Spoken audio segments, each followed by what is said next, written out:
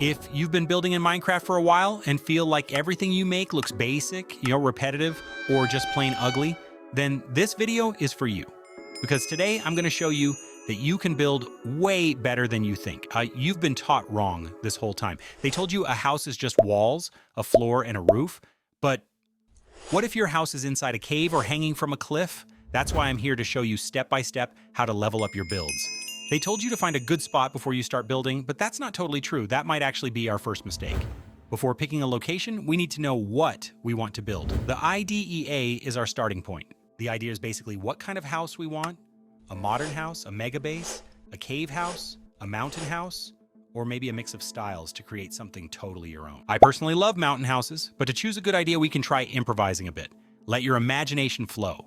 And if you're not feeling very creative, just get inspired by some designs on Google. Once the idea is set, now we can pick a location. We just need a good spot to bring our idea to life. But how do we choose the right location? Well, it's super simple once you know your idea. If we want a mountain house, then a hilly or mountainous area is perfect. But if we're going for a huge mansion or base, a plains biome might be better. Which brings us to the next point. When choosing our spot, we also need to consider the biome. The biome is part of our build. It can make the house look better or worse. And that makes sense, right? The biome gives us the terrain blocks and color palette. Sounds complicated, but it's easy. We've got tons of options, so the best way to choose a good biome is through contrast. If the colors of your house contrast well with the biome, you're good. But look what happens if you choose wrong. Your build disappears into the background. Even if the area is perfect like a mountain, the stone backdrop contrasts nicely with spruce wood, so it works. With the location and biome chosen, we also need to think about height. Where do we want our build sitting? Say you're building a giant castle, you'll want a killer view. That means building at a higher elevation. But even a small house can have a cool view, so there's no right height. It's subjective. Just pick what you like and what makes building easier. Before you start placing blocks, make sure the ground is ready. The terrain might not be ideal when you find it, so take time to flatten things out or dig if needed. But before we place a single block, we need a plan. If not, you'll be lost and probably abandon the whole project. Planning has 3 key steps. We already have the idea, the spot, the biome, and our chosen surface. Now let's talk dimensions. Remember how we said knowing the idea was key? That's because the size depends on your idea. You won't need the same size house if you're playing solo versus hosting 10 players in a castle. So your dimensions should match what the house is for. Say I build a massive mega base, but later I realize I want a cozy spot instead. That's just a headache. Start small. You can always expand later. At this point, you're probably like, okay, when do we start building? Right now. But hang on, we need just a little more planning. A good trick is to lay out a guide structure. I like using wool in 2 colors for this.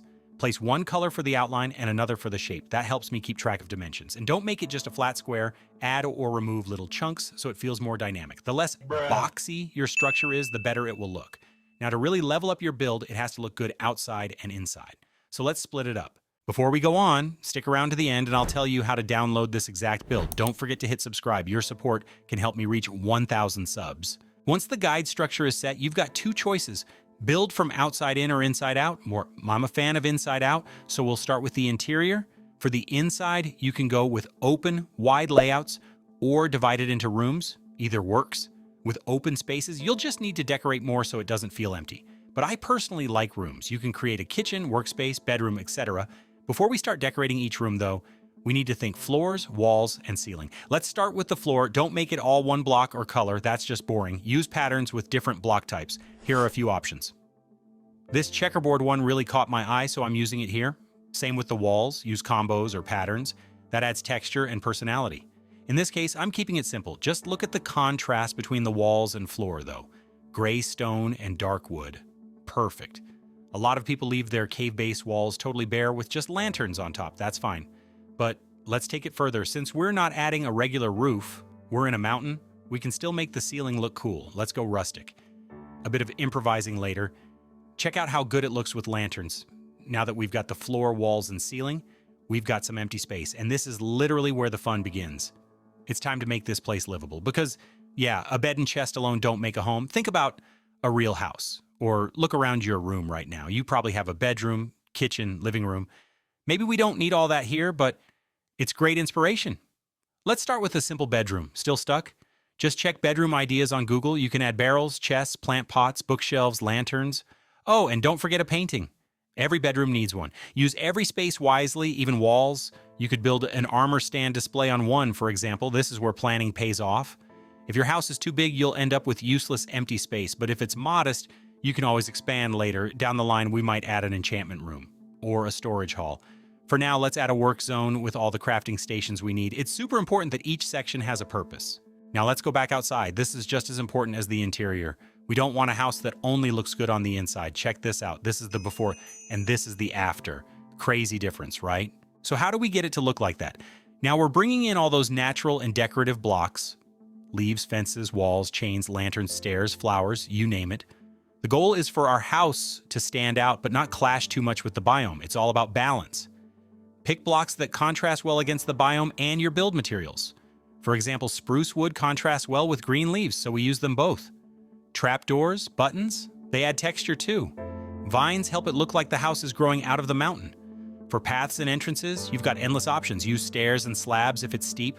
Just don't overcrowd things, and mix different dirt blocks for natural-looking paths. Use bone meal for flowers, easy and beautiful. If you made it this far, here's how you can get the blueprint from this video. Check the link in the description. You'll find my Patreon where I upload schematics from all my videos. You'd be helping me out a ton. I hope you learned something new. That's all for now. I'm Peter Saw. See you in the next video. Peace out.